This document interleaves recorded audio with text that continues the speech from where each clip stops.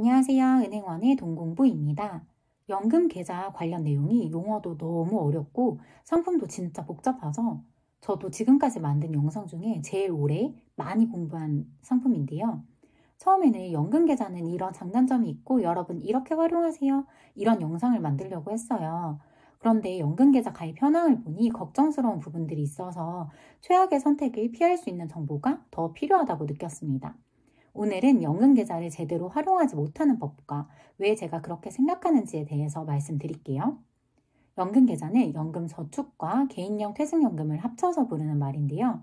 개인이 노후에 안정적으로 연금을 받기 위해 필수 가입이 아닌 선택할 수 있는 상품이고요. 가입 후 5년 이후면서 만 55세 이후에 세금을 내고 연금으로 받을 수 있습니다. 정부에서는 가입을 유도하기 위해 연말정산 때 세금을 돌려받을 수 있는 혜택을 주고 있는데요. 특히 올해는 세금 혜택을 볼 수 있는 한도를 나이 상관없이 900만 원으로 늘렸습니다. 이 중에서도 오늘은 연금 저축에 대해서 얘기해 볼게요. 연금 저축은 대표적으로 세 가지가 있는데 연금 저축 펀드, 연금 저축 보험, 연금 저축 신탁입니다. 참고로 연금 저축 신탁은 18년부터 판매가 중단되었습니다. 일단 현황부터 봐볼게요. 22년 말 기준으로 적립금의 70% 이상이 연금 저축 보험에 들어가 있습니다. 그 전에도 비슷한 수준이었고요. 연금 저축 펀드의 적립금은 지속적으로 늘고 있는 것도 보이네요. 왜 많은 사람들이 연금 저축 보험을 가입할까요? 연금 저축은 장기간 투자해야 되는 상품이잖아요. 그러다 보니까 원금이 보장되는 연금 저축 보험을 선호하는 것 같습니다. 오늘 중요한 질문. 제가 어떤 상품을 가입하지 말라고 할 것 같나요? 네, 바로 연금저축보험입니다. 연금저축보험도 일정 기간마다 일정 금액을 넣는 적립식이 있고요. 목돈을 한 번에 넣어두는 거치식이 있는데요. 저는 특히 적립식을 추천하지 않습니다. 첫 번째 이유는요. 보험의 사업비가 먼저 차감되는 구조 때문입니다. 보험은 여러분이 납입한 금액에서 사업비를 먼저 차감하고 나머지 돈을 굴리게 되는 거예요. 그래서 세금을 안 내거나 나중에 적게 낸다고 하더라도 처음 투자금 자체가 원금보다 적기 때문에 여기에서 손해가 발생하는데요. 유지기간이 길어져야 납입한 원금에 도달할 수 있고 중도에 해지라도 하게 되면 원금보다 적은 돈을 받을 가능성도 있습니다. 연금저축 비교 공시를 확인했더니 사업비를 내야 되는 그 비율이 3%부터 7%대까지 있더라고요. 꽤 높은 숫자이기 때문에 추천하지 않습니다. 여기서 많은 분들이 그러면 연금저축 펀드는 비용이 발생하지 않는 거예요? 혹은 비용이 적은 거예요? 라고 궁금해 하실 것 같아요. 연금저축 펀드에서 가입할 수 있는 펀드나 ETF는 매년 일정 비율을 내는 운용보수라는 걸 받고 있고요. 이 운용보수는 납입한 총액에 대해서 매년 계산하는 거라 운용보수율이 낮더라도 장기 투자를 하게 되면 총액 자체가 무조건 낮다라고 할 수는 없습니다.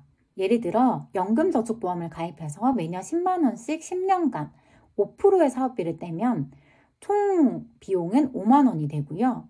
연금저축 펀드를 가입해서 1% 운용보수를 내게 되면 총 비용은 5만 5천 원입니다. 이때 수익률은 고려되지 않았어요. 하지만 표에서 보시는 것처럼 연금저축 펀드는 초기에 투자한 금액이 더 크기 때문에 장기 투자하는 금액이 더 많아져서 수익률 측면에서 유리할 수 있습니다. 두 번째는 낮은 이율인데요. 연금저축 비교 공시에서 현재 이율이 1% 후반에서 2% 초반까지여서 시중은행의 예금보다 이율이 낮고요. 납입 원금을 가중평균해서 직접 산출도 해봤는데요. 22년과 23년을 구했을 때 2%대 정도 나오더라고요. 기준금리가 올라도 보험의 공시율이 빠르게 오르는 것 같지는 않았어요. 혹시라도 기준금리가 많이 떨어지게 되더라도 최소한 이만큼은 보장해준다는 최저보장 이율이라는 것도 있는데요. 이 최저보장 이율은 0%대부터 1% 초반까지로 이 수치도 굉장히 낮습니다. 혹시 헷갈릴까봐 추가로 말씀드리면 현재 이율이 최저보장 이율보다 높다면 내가 받는 이율은 현재 이율이 되는 거예요. 세 번째는 납입 금액을 유동적으로 할 수가 없고 상품의 변경이 어렵다는 점입니다. 월납, 분기납, 연납 등 납입 기간은 선택할 수 있는데요. 그럼에도 해마다 넣어야 하는 금액이 정해져 있어서 유동적으로 금액을 변경하기가 쉽지 않고요. 적립액이 원금 이상 될 때까지 시간이 걸리기 때문에 중도에 해지하고 다른 상품으로 변경하면 손실이 커요. 연금저축펀드에서는 상품 변경이 쉬운데 연금저축보험은 그렇지가 않습니다. 결론적으로 저는 여러분들이 연금저축보험, 그 중에서도 특히 적립식을 하지 않으셨으면 해요. 그런데 이미 가입하신 분들 많으시잖아요. 그럼 해지밖에 방법이 없을까요? 다행히 계좌이체 제도가 있기 때문에 지금이라도 연금저축펀드로 변경하시면 좋을 것 같아요. 계좌이체를 하면 중도해지로 보지 않기 때문에 이미 받은 연말정산 혜택을 다시 뱉어내지 않아도 됩니다. 연금저축펀드를 가입하실 회사에 이체 신청서를 내주시면 돼요.